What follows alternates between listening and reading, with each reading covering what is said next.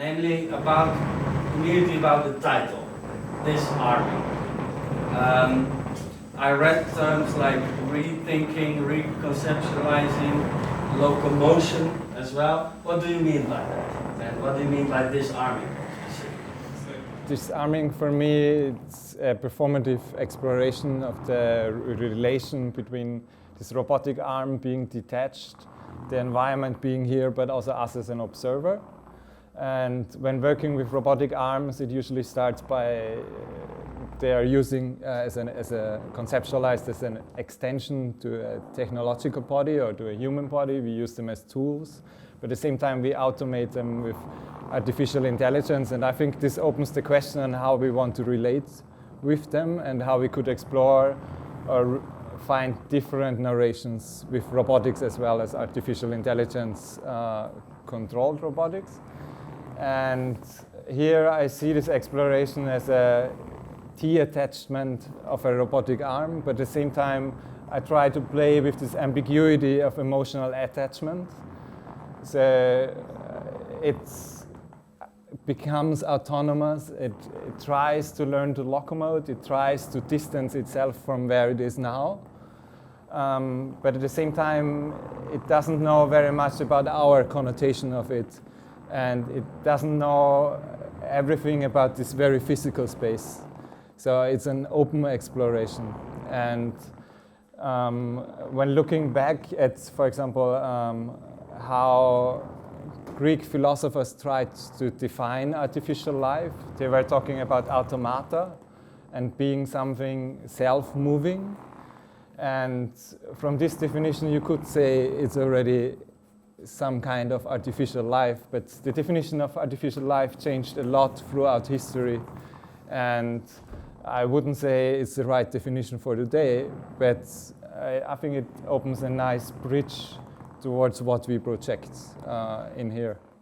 If I understand it correctly, you are actually trying to make this robot, in a way, act so that we think differently.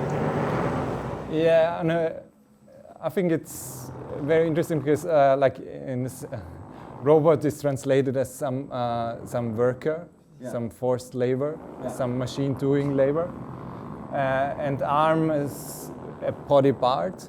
So it's a performative exploration of getting rid of the arm part, but at the same time I'm using this machine in cultural labor to reconnotate for us looking at it. So it definitely doesn't get rid of the robots within robotic arm.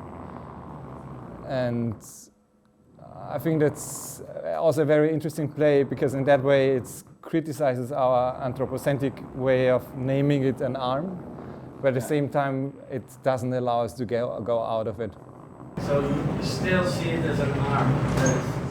No, I try to find different narrations beyond that of an arm. Yeah. What did you do actually to this arm to make it do what it does? Like, did you program this, or what does it do? So it's a robotic arm like used in industry, in car industry or in electronic industry.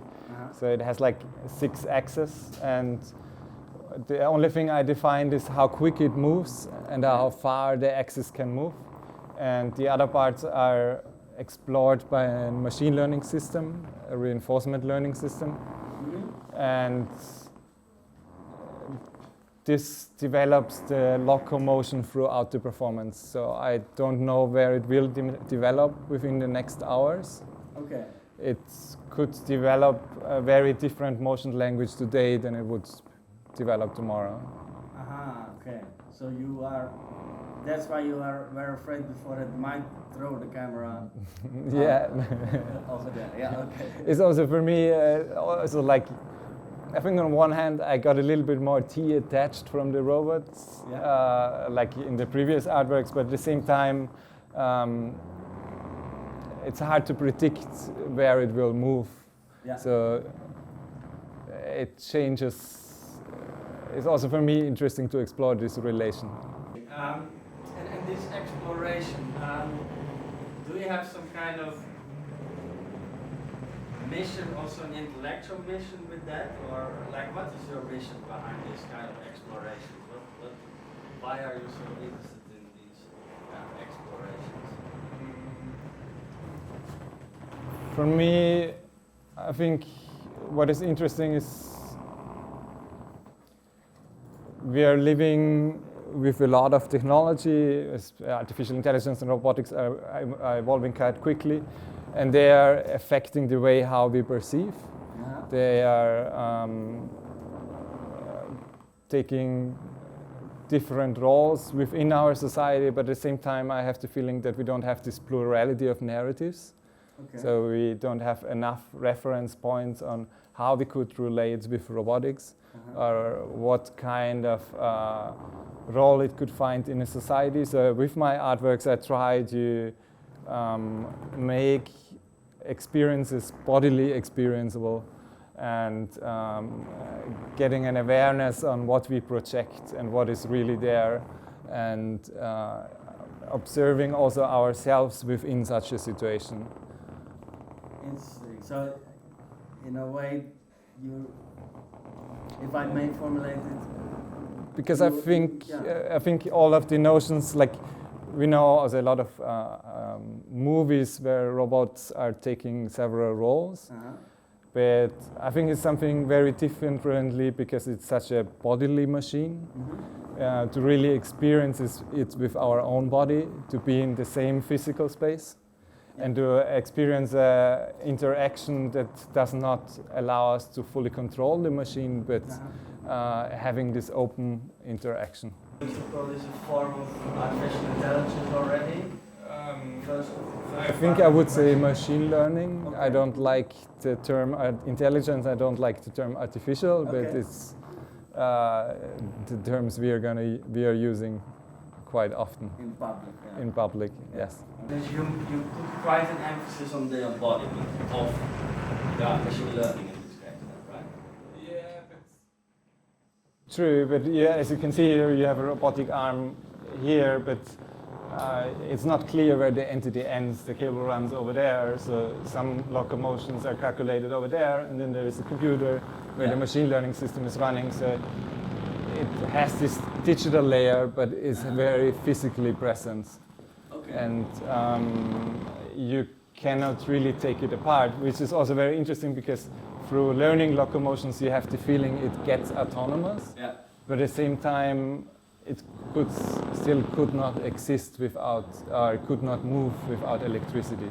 Yeah. So the hidden systems. So it's getting independent, but still connected on this very resource layer, but also on a lot of our other layers. Could you tell a bit more about that as well, like how you put this performance in the larger context of your project? So I'm doing a PhD in arts, so I'm doing several artistic projects iteratively in a row. And with the first project series, Doing Nothing with AI, I was specifically exploring how our perception is changing in parallel to digitalization. Yeah. So how our interpretation of motions is changing over time, and how a robotic system or robotic installation could learn to do nothing with us in parallel to how we are changing. In another work, I was specifically looking for into robotic motions and as a language for getting in contact or getting in exchange with an audience. And for this one, I'm more looking at the notion of a robotic arm. With future explorations, I might more work with also different environments and different contextualizations, but perhaps also like to invite the audience to roll or locomote with it on the ground. Did you choose this yoga mat thing on purpose, and did you choose the slightly annoying sound on purpose, or did this emerge today? In previous iterations, I used a very, very different environment. Okay. But I on purpose tried to use an object that it used for learning how to use your body. And the sound just came in this exploration. And I amplified it a little bit by the choice of textile. And I think that is an important part, yes. Yeah. I mean, this exhibition is about encounters, so we are encountering. It's very present at the moment. It's very interesting because what you hear is this resistance. Yeah. And I just recently read this paper of transmaterialities and electrons, and atoms cannot touch each other, but what you hear is the resistance of electrons.